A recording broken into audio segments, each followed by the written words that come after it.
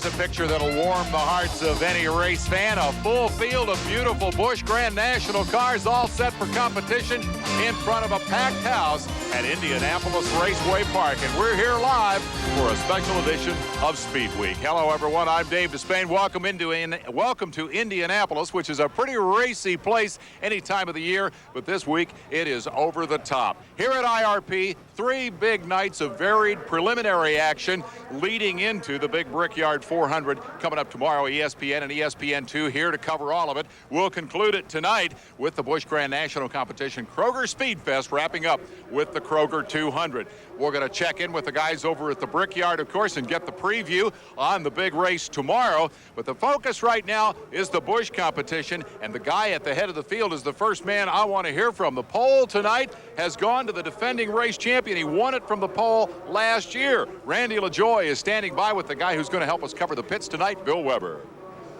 Thank you, Dave, and it has been a good season for Randy LaJoie. Comes in with 4 wins, the defending champ here. You're leading the points. You're on a roll. So far, well, we need to get back on the roll. We had a bad one last week, so we brought the same race car. Ellie Mae, my favorite one, here to Indianapolis, and they run good for us last year. Off the truck, it's been fast. It's pretty neat. Hopefully I get to the outside and get going here. Randy, very tough to pass here. You said it. Yeah, it is. It's too bad the racetrack just wore out, but it's a fun racetrack to run on. So I got my Simpson suit on. I can pull my belts tight, and hopefully I get off on the start and get up. The high grooves, the fast way around, and the rule book states you could pick your groove if you want, but the Busch official says they won't let me do that. So I'll start on the inside, and hopefully I get a good bite down there. Goodyear tires will stick good, and we'll put on a good race here. Can all you guys put last week behind you? That wasn't a very good afternoon. What was last week? That's what I thought. Yeah, hey, that was done. It's over with, and we're looking at IRP tonight and weekend off next week. Have a good race, champ. Thanks, guys. Randy LaJoie, defending Busch Series champ, and on the pole here at IRP. Dave?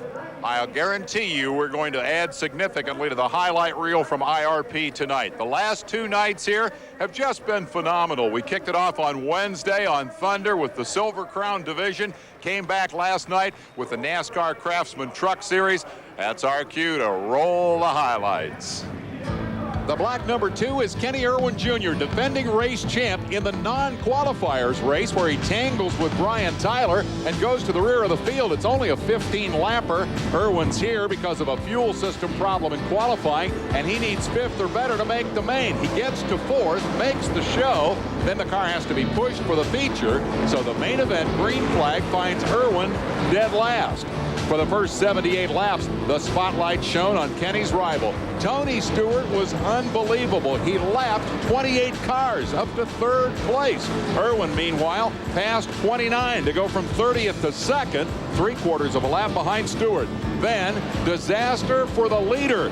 Jay Drake spins in front of him. Stewart is knocked out of the race. Drake flipped, hit the wall, was okay, and Irwin inherits the lead. From there, he held off Mike Bliss and Dan Dryden for the final 20 laps to win from dead last. Kenny celebrates while Stewart could not believe the one that got away. Pretty spectacular kickoff to Irwin's busy week.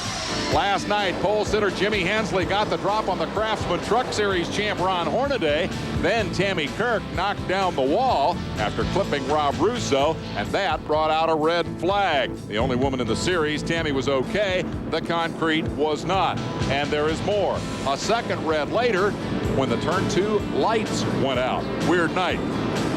With the laps winding down, Chuck Bound and Stacy Compton execute the simul slide that ends with Compton collecting Kevin Zerwinski, and that set up the final restart. Hornaday gets past Hensley with a lap and a half to go. He tried all night to do that. On the restarts, it finally worked the last time, and that's the one that matters. Hornaday wins his 6th of the year. Jack Sprague in green also got around Hensley, although Jimmy did hold off Joe Ruttman. Throw in a bad night for points leader Rich Bickle, and the series has a new leader and a ferocious title fight. 104 points separate new leader Sprague from Hornaday, who has a good shot at Mike Skinner's record of 8 wins in a season.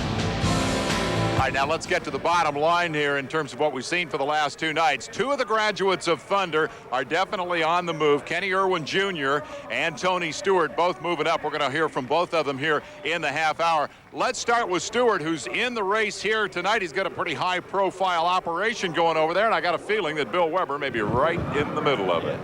It's exactly where I am, in the middle. Coach Joe Gibbs, car owner, Tony Stewart, Busch Grand National driver at non-conflicting races with the IRL next year. Yeah, we're really excited, to be with this guy over here and Shell and Pontiac. It's just a great combination to be back with, and really excited to be back in NASCAR racing again. Okay, now show us your wrist and briefly explain what's going on here. This thing's getting ready to come off. This was just a little safety thing. We got in a small accident Tuesday night, and just a precautionary. It's been kind of sore and had a little bit of swelling, so they did this just to protect it a little bit, but nothing's wrong. We haven't had any trouble in the car. Actually, it feels better in the car than it does out of the car right now. It keeps it moving and seems to help the swelling go down a bit. So we're just ready to get back in the car and go race. Okay, don't miss driver intros. I'll get a briefer with the car owner. You were looking for some young talent. You've got young talent, Bobby Labonte. Now you've got more talent. Yeah, we love Bobby, and we think he's going to be a star. And Bobby and Jimmy, our crew chief over there in Cup, helped us really pick Tony. And we don't want to put extra pressure on him. We just want to go in there and let him have fun, and we're going to gradually work our way in Busch, and when we feel comfortable, we'll go on to Cup. And I'm really excited about him because I think he's got a great attitude. And right now I'm a little nervous for him because I know he's nervous. I don't want to put extra pressure on him. But, hey, all the guys at Shell were with us for 7 years, and it's a thrill for me to get a chance to do a whole car with them. Well, good luck tonight, and good luck in that race tomorrow, too. Okay, we're excited about it. So the Interstate guys tomorrow. Let's go. Joe Gibbs playing a doubleheader. And right now, it's IRP action. Busch racing coming up at Indianapolis, so we'll have more in just a moment as Speed Week continues from IRP.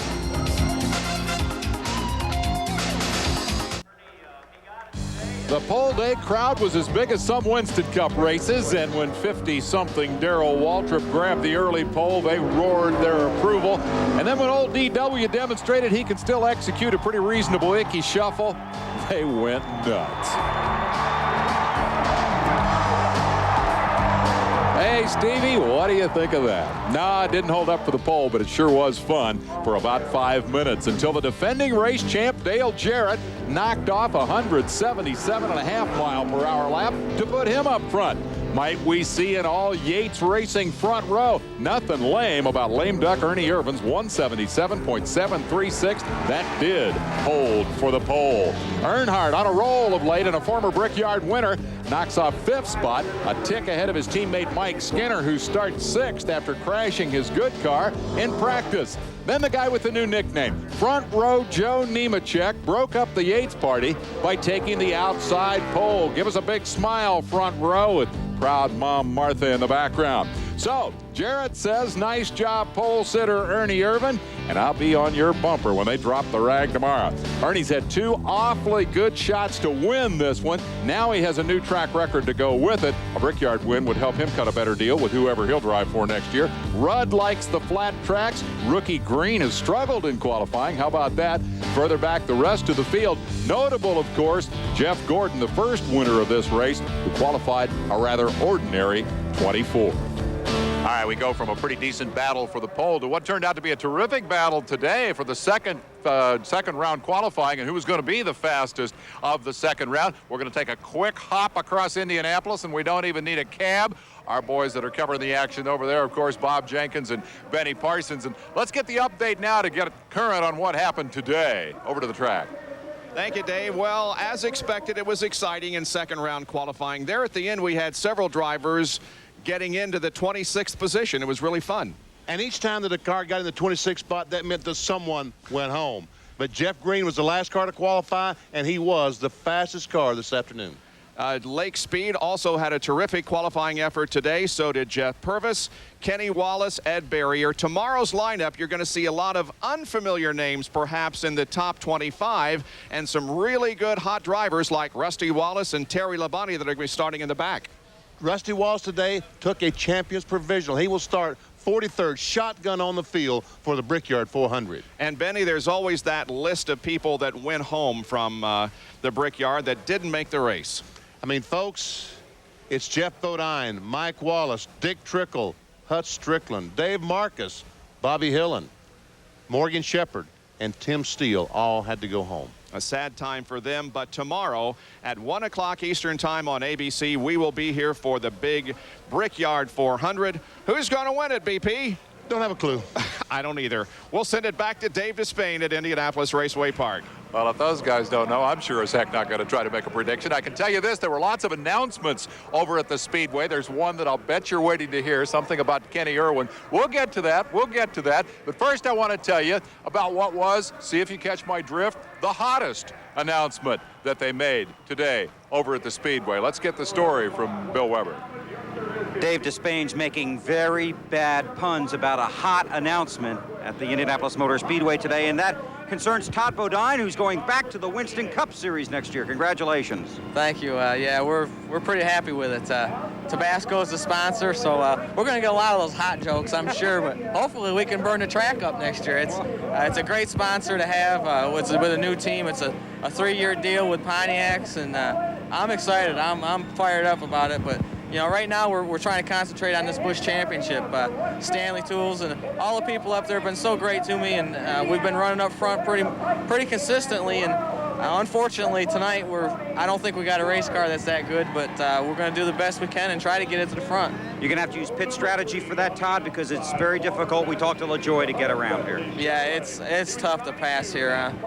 You really got to be hooked up and a lot faster than the guy in front of you to get by. And pit strategy means a lot. You know, Hermie almost won this race last year on pit strategy, and we've talked about it. And you know, I'm not going to unfold my cards, but we got something up our sleeve. Okay, well, along the line of bad puns, I know you've got the tools to win, so good luck tonight. All right, appreciate it. That's Todd Bodine going for a Busch Championship this year and back to Cup next year.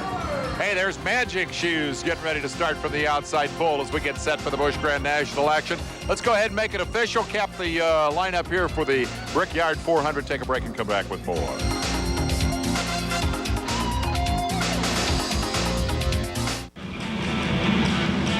Cue the smoke machine. Line up the Ford drivers. Roll out the Taurus from the garage to the Winston Cup tracks in 1998. Ford Motorsports made it official this week at the Indiana Convention Center. Several of these guys have their Tauruses under construction or in the wind tunnel. Cue the corporate spokesperson. It will be the first four-door car to race on a full-time basis in the NASCAR Winston Cup history. It'll also be the first four-door to compete at all in NASCAR since the 1950s.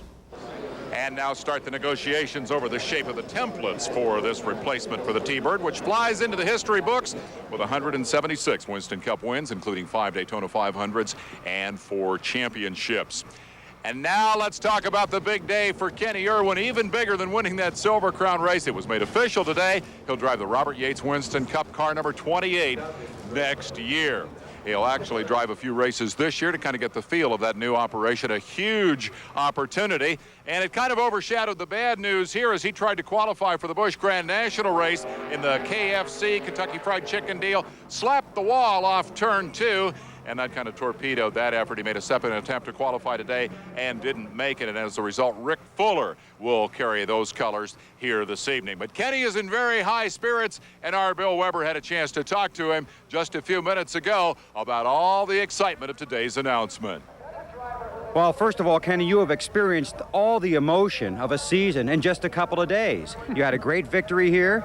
Your future is all planned out, and you went through, well, the depression of actually missing the race here. But let's start with the good news. First of all, going to Winston Cup with Robert Yates. I'm telling you, it's unbelievable. A few months ago when we started having some conversations on the phone, you know, I felt like there might be a chance. And then about a month ago, I felt like that he was probably going to go another way, and it just ended up working out for me. It's just tremendous. And the opportunity to perhaps try some Cup races this season. He's talked about running 4 or 5 races this year and doing a lot of testing, and I mean, it'd just be great to get everything together. Wild ride for you here Wednesday night, coming from the back to win. How about that? That was great. It was nice to come back and run the Silver Crown car, and we had some problems qualifying, and it just the whole deal worked out. I didn't even know how it was going to go. We pushed off for the feature, and we had no idea how good it was, and it just worked out to be the best car out there. And I know you're disappointed that you're a spectator tonight and not a participant.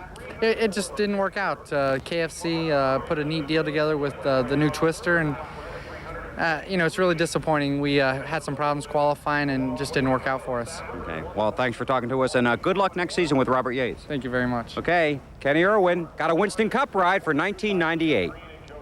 Hey, we've said it before. We'll say it one more time. We're very, very proud of these graduates of ESPN Thunder moving on to the big leagues. Kenny Irwin headed for Winston Cup. We're headed for a commercial break as we get set for all of the action of the Kroger 200 here at Indianapolis Raceway Park. Busch Grand National competition coming up immediately after SpeedWeek, so stay tuned for more.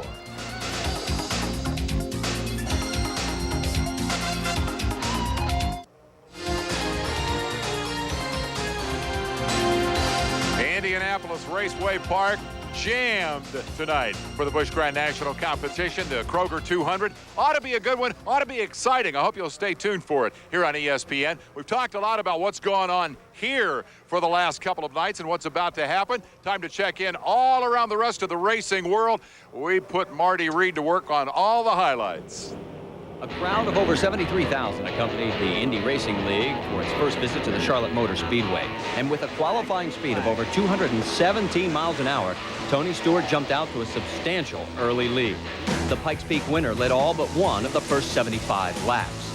But a failing radio and handling problems sent him off the lead lap.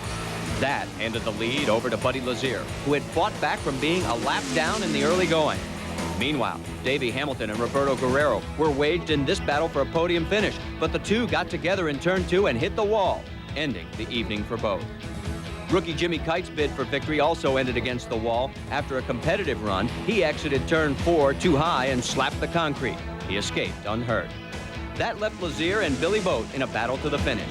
The two exchanged the lead several times in the closing laps, but Lazier used this move in traffic to get ahead for good. The Colorado native stayed ahead of Boat to claim his first IRL win since the 1996 Indy 500.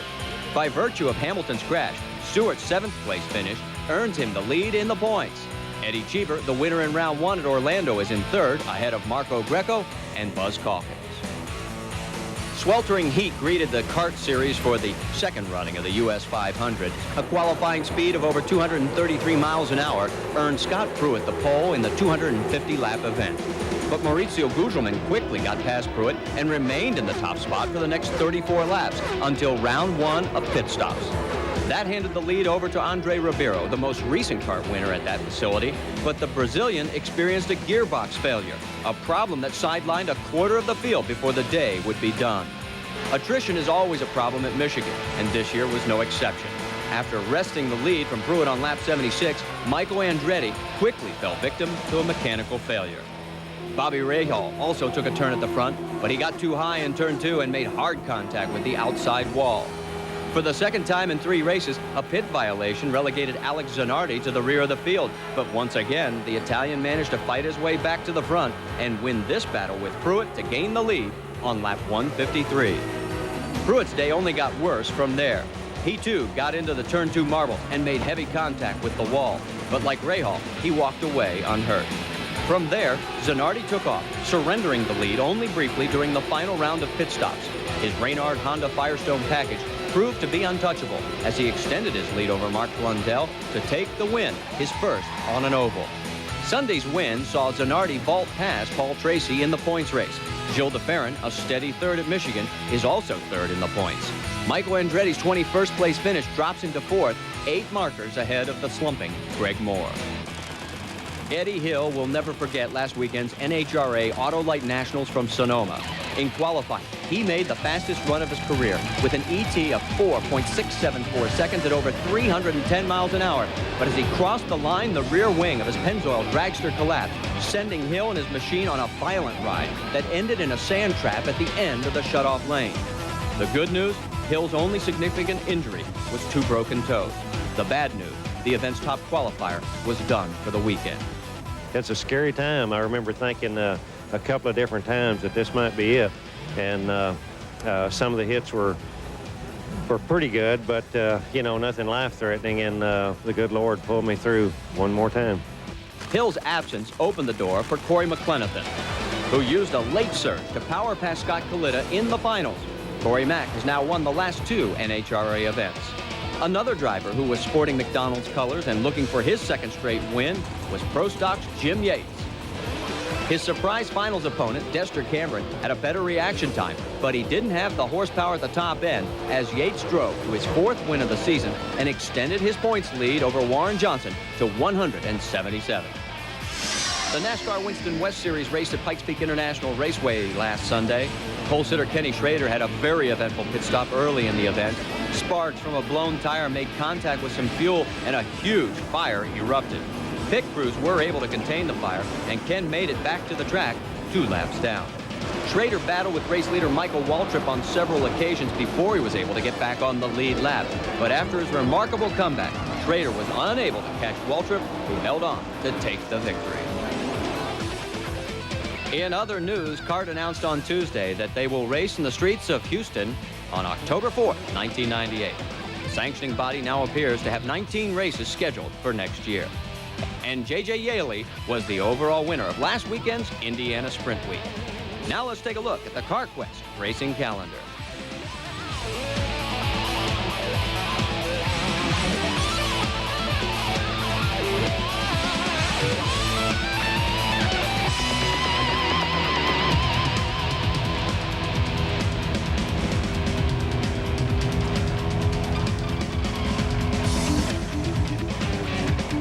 For all your auto parts needs, you'll find them at CarQuest.